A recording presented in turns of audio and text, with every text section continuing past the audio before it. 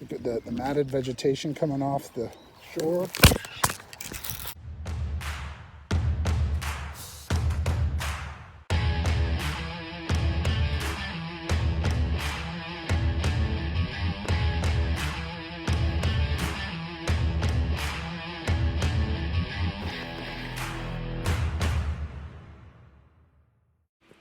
What's cracking, people? Welcome back to white whale fishing. One Fish Friday. It's actually Thursday, but this video is going to drop on Friday.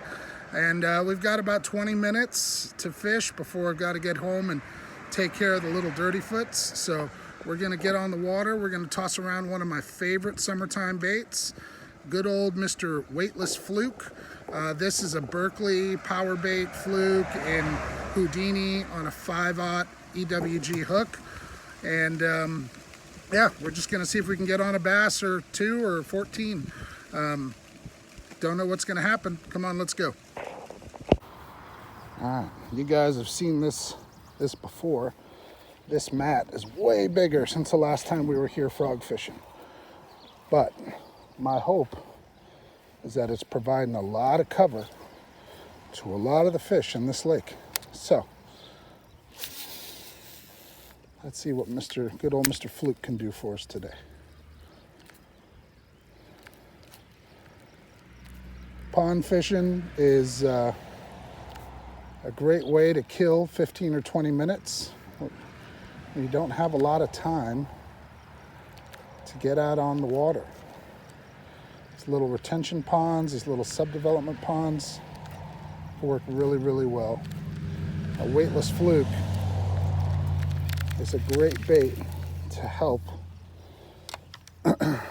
In my opinion, a weightless fluke's a great bait anywhere, but especially in ponds. Colors like that Houdini, do a really good job of imitating sunfish, bluegill, brim, crappie, perch.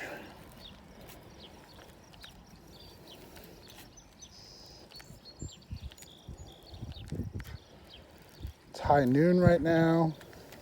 Bass are probably deep as possible for the body of water or in the vegetation, because they don't have eyelids, you know. They can't close those eyes. Might be a color deal too. The bass in this lake and the bait fish in this lake are typically pretty pale, right? So the water clarity isn't great here in this pond. And I may want to think about switching to something a little bit more visible. I really wasn't sure what the water clarity was going to be like when I got here today, so that's why I kind of had that Houdini on. But it's definitely kind of returned to its normal murkiness. It's a little clearer the last couple times I was here. So I'm going to go with something much lighter, much whiter. White baits seem to be a common theme in this lake. This is a Caffeine shad from Strike King. Really like these baits because they're heavy and they cast really, really well. They're loaded with salt, so they do sink pretty quick, but if you rig them correctly,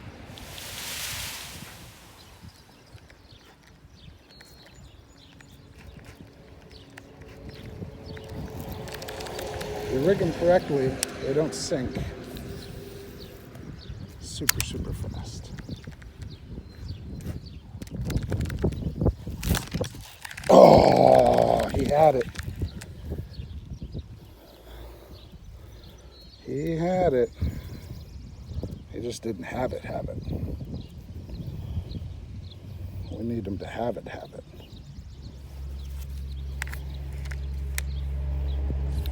But they're definitely under there, for sure, without the shadow of a doubt. Flukes are such a versatile bait. You can do so much with them. Not necessarily in a pond like this, but you know, you can fish it erratic. You can fish it slow. You can fish a Texas rig. You can weight it. You can put it on a wobble head. You can put it on the back of a chatterbait. There is a ton that you can do with it.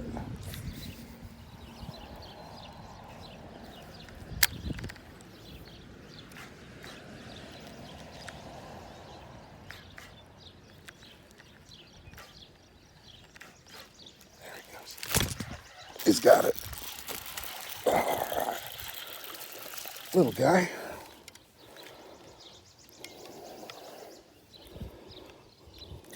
One fish Friday, mission accomplished. Little guy in the caffeine shad. Thanks, buddy. One of the only things I don't like about fluke fishing is how many baits you end up going through, because they are not the most durable, right? So that entire like chin section right there is pretty much blown out. So I might be able to, no, I'm just gonna change it up. Let's keep it going. So it looks like the bait, the color change was the deal. Flip that caffeine shad in the same spots where I flipped that Houdini, and it was literally just a color change difference. Oh, oh, oh. Oh yeah. Oh yeah, it's a nice one. A lot better quality.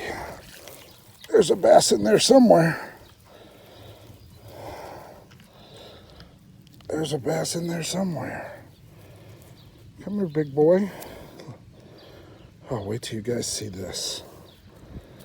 Wait till you guys see this. Hopefully, hook doesn't pop out. You guys see? The point of that hook is not even through the jaw. Look at that. Boop. That's a nice bass, though. That is a decent 2.5. I'm not complaining one single bit. It's a nice little chunk. Getting her done. And once again, right, the chin on the bait's blown out. So as far as a fluke goes, this guy's pretty much done, but don't toss it, because you can always bite that off and thread this onto a chatterbait trailer and get more usage out of it. Yeah, right? If that bass had jumped and I had given him an inch of slack, he would have totally spit that hook. Which means that I really gotta focus on driving that hook home a little bit more.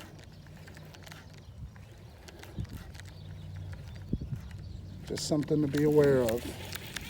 How can you be better? We all need to work on improving as anglers every single day. Oh, perfect. And I am texposing this, all right? It's not like I've got it completely freed up, but, you know, something to be aware of. You guys ever see KVD work a jerkbait? It's crazy.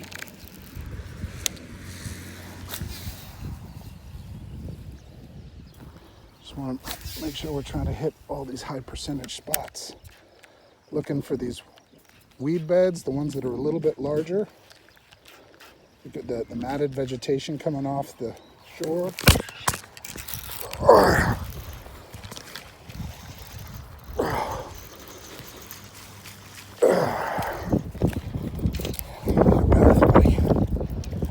Hopefully I got a good hook in you. Got a decent hook in you. In the tongue.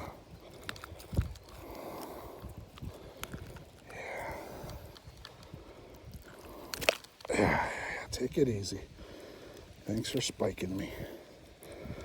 I know you're pissed. I hooked you in the tongue. I get it.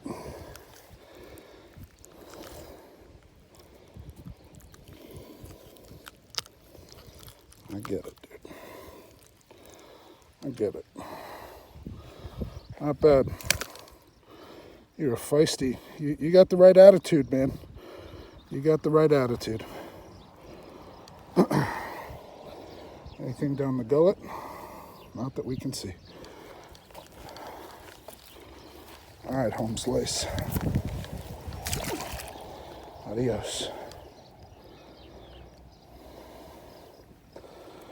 All right, I'm gonna call it a day.